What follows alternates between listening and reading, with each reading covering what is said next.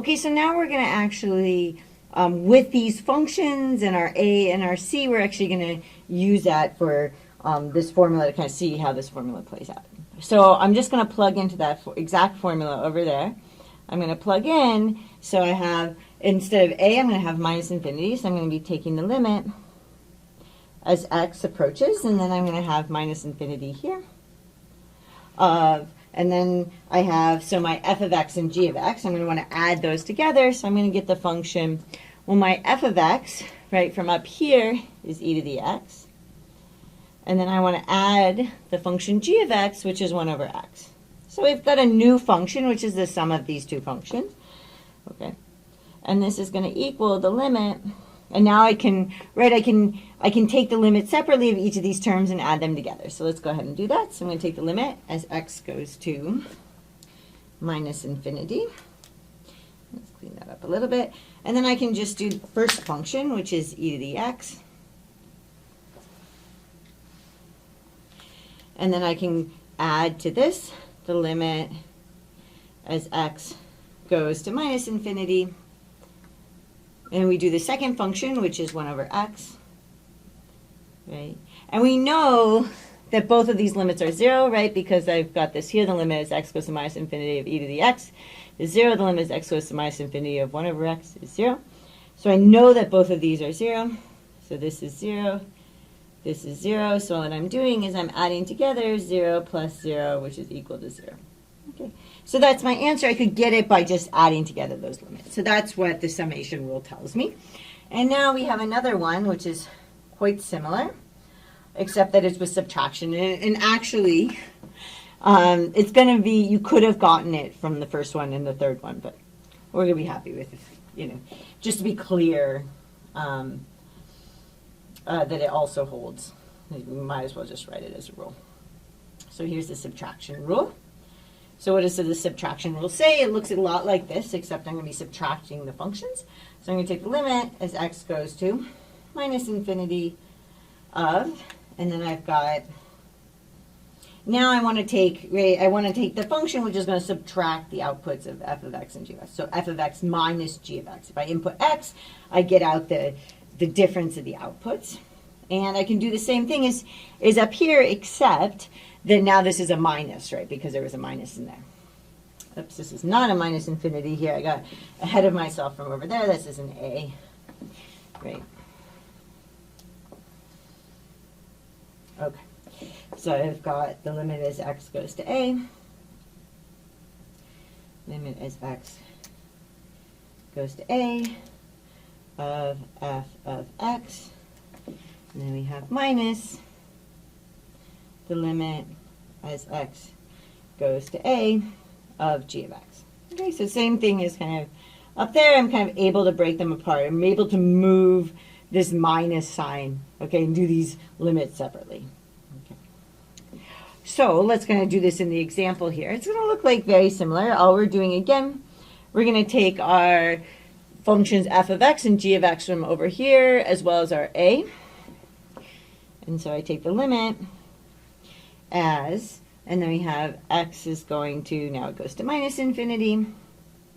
And again, I'm looking at the function that I get, but now it's going to be subtracting the outputs, right? So I subtract the outputs. So this is a new function. I take, if I put in x, I get out e to the x minus 1 over x.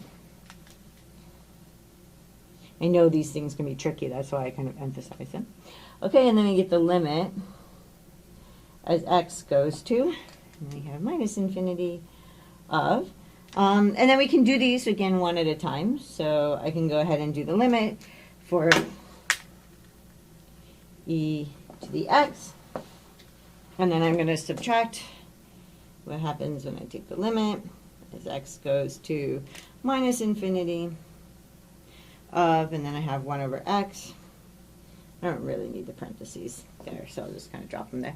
Okay, so I'm subtracting out this limit, right, and then this one. So what do I get here? Again, each of these is 0, so what I'm getting out is going to be 0 minus 0, which is just 0. Okay. So again, I'm just subtracting the limits that I get for each of those functions. Great. So now let's do one more. So in this one, I've got, this is the constant multiple rule.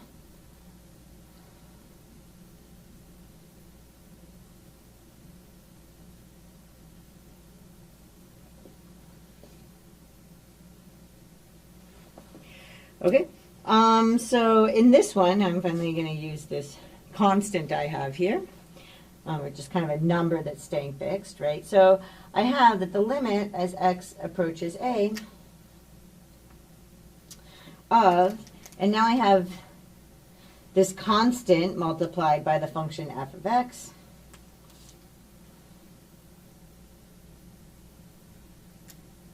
that this is going to actually equal. So you're able to pull out the constant to the front, kind of like we always wish we can do, and sometimes we can and sometimes we can't. For example, you can't, if your function is cosine, you can't just pull that out, but when you're taking limits, you can do this and pull it out. Okay.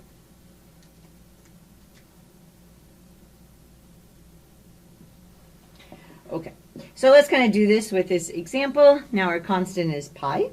Okay, so I've got,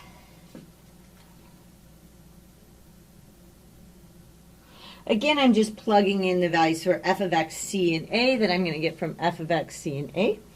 So I've got the limit as x approaches minus infinity of, and I have pi e to the x. So I have the constant in front of e to the x, so I get a new function, which is pi e to the x. And you've seen kind of functions like that before. And then this is going to equal the limit of what I get when I pull this out, right? So I've got pi, okay, times the limit as x goes to minus infinity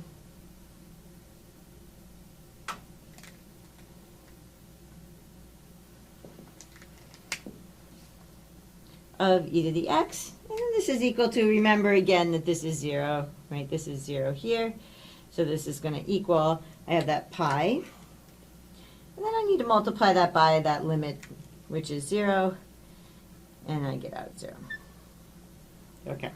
I know I get out 0 for the output of all these, but I think that that doesn't take away from understanding what's going on. Okay.